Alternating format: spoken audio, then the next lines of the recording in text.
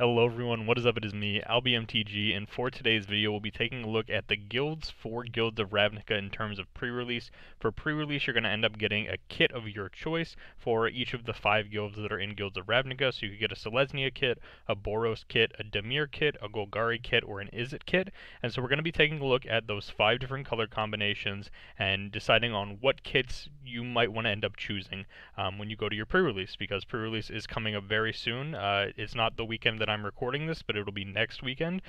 So very, very good time. I always recommend pre-release. It's a fantastic event. And so for those of you that maybe don't know so much about the guilds or are possibly looking to win your pre-release, just have fun at your pre-release, we're going to go over which guild is for you in this one. And then towards the end of the video, I'll say what guilds I'm actually choosing for my pre-release as well. So we're going to start off here with Selesnya.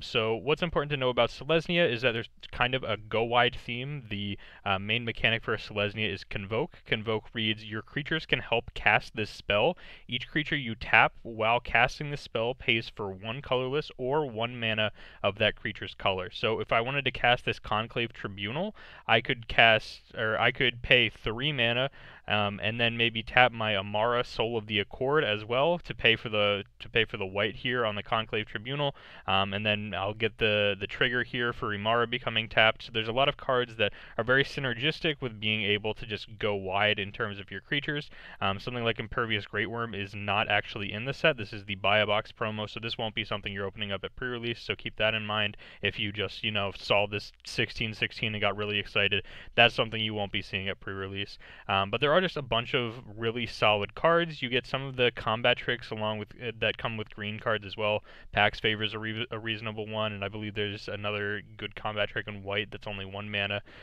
There's also just like some big creatures as well. So something like Siege Worm is a decent little big creature for later on in the game. So you have the ability to go wide with multiple token generators and being able to convoke as well to eventually get out your bigger creatures, and even something like Flight of Equinauts, I guess is how you would say that. I think this card is very strong. 8 mana for a 4/5 flyer, but it has Convoke. So if you can get this out quite early, this can just take over a game, especially in sealed. It's very easy for sealed games to go longer, and it's very easy for board stalls to happen. And this is a nice way to break up a board stall later in the game. This is one of the bigger flyers in the set, and so I think that's going to be a fantastic card.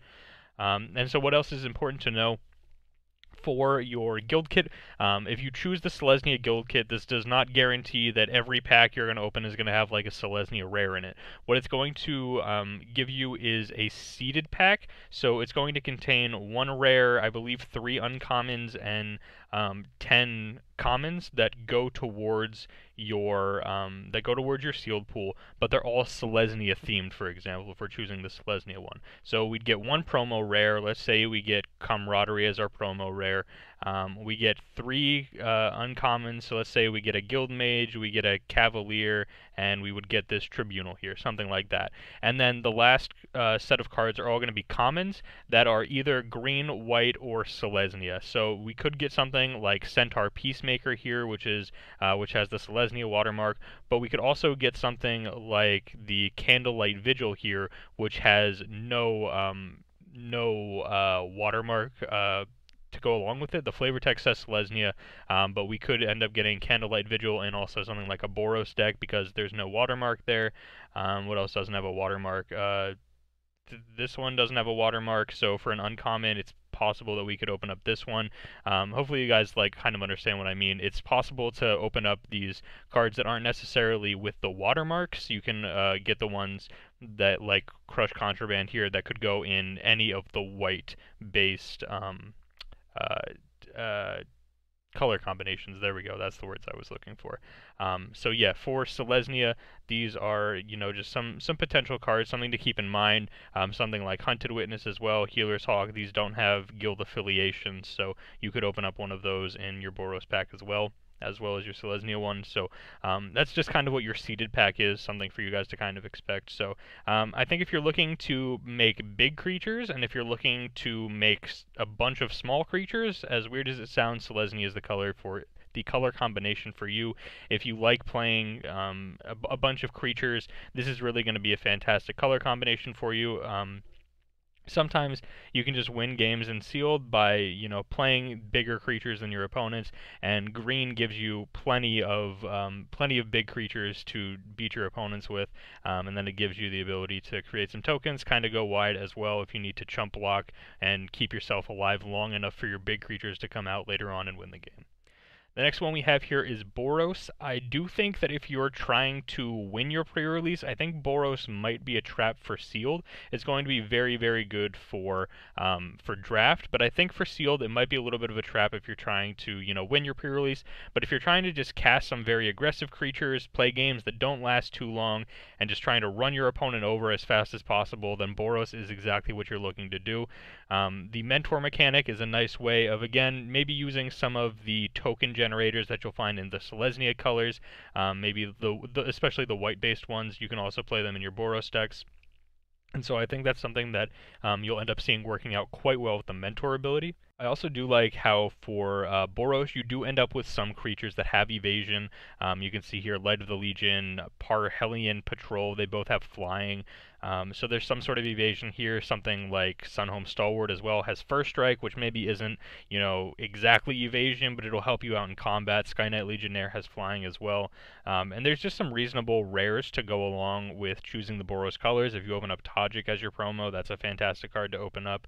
Aurelia, of course, is going to be fantastic, but most of the time you shouldn't pick something just because of the mythic rare that you might open up for the guild kit. You could end up with something like I don't know, the response to Resurgence instead, which is still a perfectly fine card, don't get me wrong, still a perfectly fine one, but if you're expecting to see Aurelia and then you see this, you're probably going to be disappointed. So yeah, don't pick something just because your favorite mythic is in the guild color combinations. It's just important to know what each of these color combinations is trying to do. So again, Boros is trying to run you over, kill your opponent as fast as you possibly can. If that's what you're looking to do, Boros is going to be for you. Next up is Dimir. This is going to be for the players who are looking to play grindier games, maybe outplay their opponents a little bit more. Dimir has many more decisions going along with it, and it has fantastic rares to go along with it as well, but maybe some of them require more decisions to be made with them. So maybe something like Lazav, maybe not the easiest card for a newer player because of the activated ability. You want to know that what situations you should be turning Lazav into different creatures, how much mana you should hold up to possibly turn it into a different creature to play around some kinds of removal. Mission Briefing, again, possibly a card that would require a little bit more play skill to go along with it because you have to make the decision of which instant and sorceries to come back. You have to do all the surveilling, which is something that could require a little bit of skill as well, knowing what cards to keep on top, what cards to send to the graveyard, those kind of things.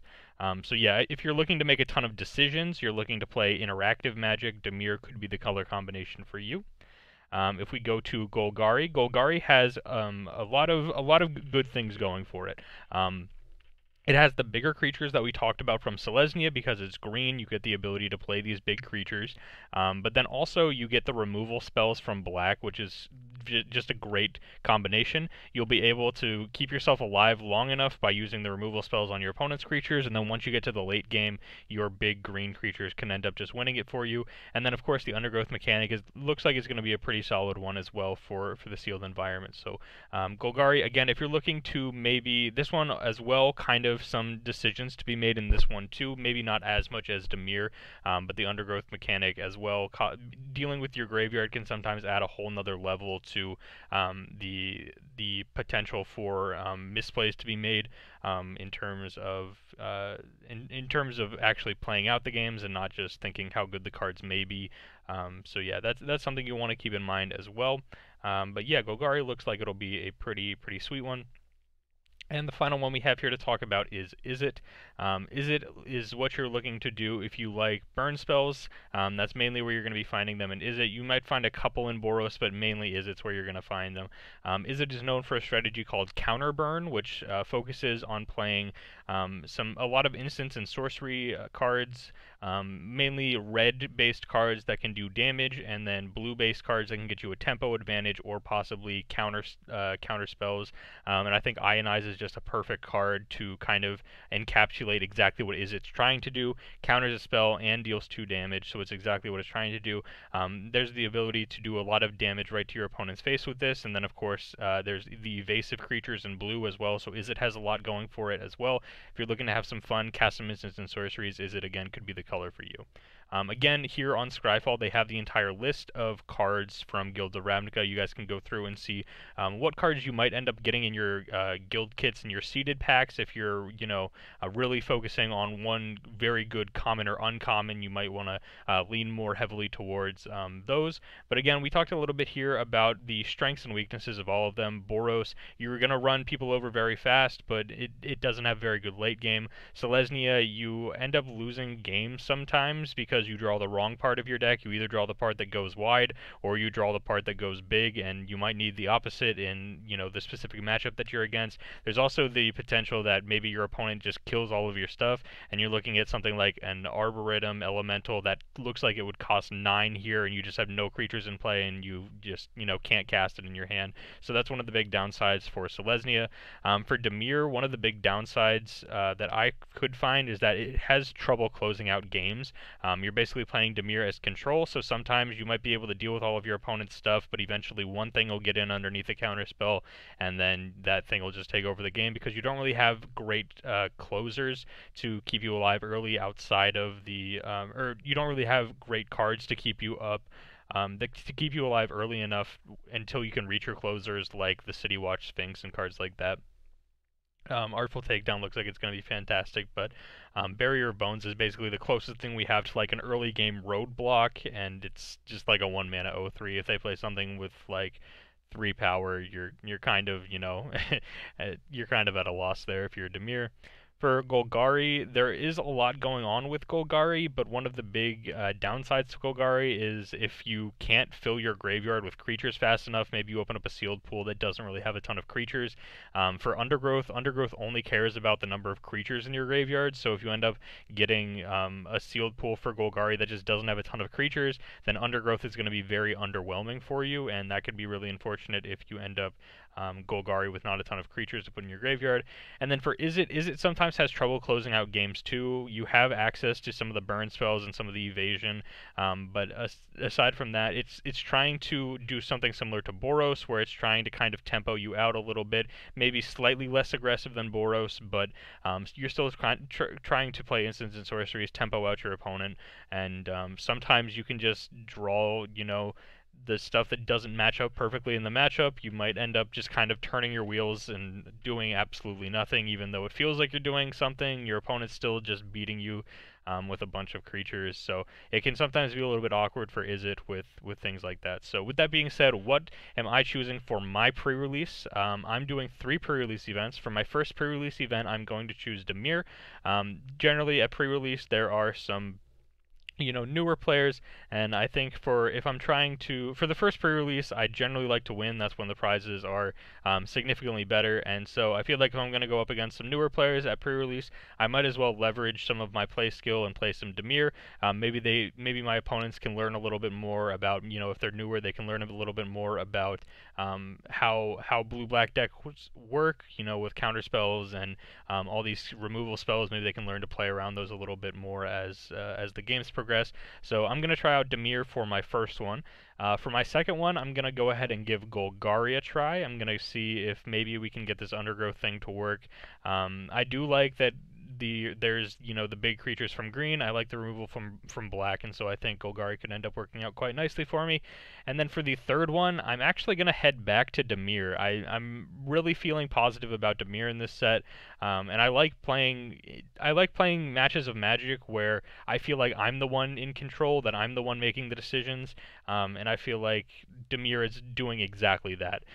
It's going to be quite unlikely unless I play in like a mirror match. I think for Izzet, I'm basically the control deck. For Golgari, I'm the control deck. Boros, I'm the control deck, and Selesnya, I'm the control deck. So this is the kind of deck that for limited, I do enjoy. I can be very reactive to what my opponents are doing, and again, try and kind of like leverage a little bit of play skill during these pre-release events. So should be quite a bit of fun. Maybe I'll change my mind in between the first one and the third one. Maybe if I don't do so well with Dimir in the first one, maybe I'll switch over to like Selesnya or something for the third one. But I'm kind of looking forward to doing Dimir, Golgari, Dimir. I think that that's going to be my color combinations for the upcoming pre-release. Again, hopefully you guys do attend your pre-release. They're fantastic, fantastic events. Highly, highly recommend them. Let me know down below in the comments section if this video helped you decide what guild you were going to pick for your pre-release, and let me know what guild you are going to pick for your pre-release. Maybe if this video didn't help, maybe you already knew ahead of time, go ahead and let me know down below in the comment section.